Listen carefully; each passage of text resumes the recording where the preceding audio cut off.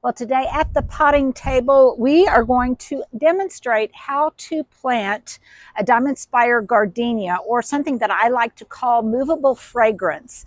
I just had a bucket kind of sitting around, and it miraculously is going to fit just inside one of my Kobo baskets that was in my QVC line. This is true for any container planting, you guys. I just want to have some garden debris. That will take up space. It will take up volume. It will reduce the amount of potting soil that I have. And as importantly, it will break down over time and feed the plant itself.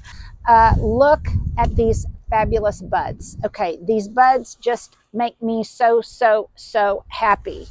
And when I plant them, I want to make sure that they will keep, when I plant this, I want to make sure that those buds will keep on coming, because I know for a fact that they will, because this will bloom all summer. So I'm going to loosen up the root ball a little bit. This one isn't too bad, but always with any kind of plant, you want to loosen up the root ball. Now, when I plant it, I want it to be at the same soil level in the pot as it was growing in its original container. And that will just about do it. And then I'm just going to start backfilling it with a really good potting mix, whatever you use. And this, because I know that this gardenia wants a really good, quick draining or good drainage quality mix, good draining quality mix, that I have mixed my potting soil with, maybe about another third of that Happy Grow mix. If you can't find Happy Grow, you can use maybe some fine pine mulch or add a little bit of compost to it just to lighten it up a little bit.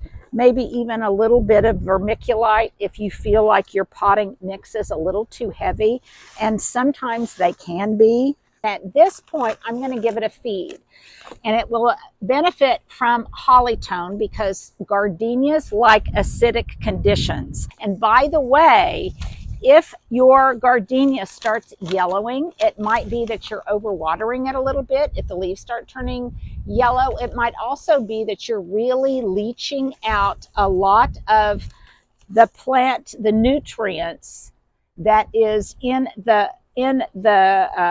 container itself. And so you want to make sure you replenish. Now, this has instructions for newly planted containers, for newly planted potted plants. I'm having trouble with my words today. On the back of the bag. So I know it's going to require about a handful. And I'm going to go ahead and put that in, stabilize it, and then I'm going to come back in and finish top dressing it with the rest of the mix. Then I'm going to water it in really well. And the only thing I need to do at that point is decide where I want to put it so that when those blooms start coming out and expressing themselves in a beautiful gardenia fragrance, that it will be wherever it is I am perched. Or if you are doing this for a loved one, for Mother's Day or for a birthday or whatever, it makes a brilliant gift. And again, just make sure it's in something that's not prohibitively heavy for you to give someone so that they too can move it around in their garden spaces. So there you go, movable fragrance compliments of this Diamond Spire Gardenia, and a little bit of TLC and planting time from moi.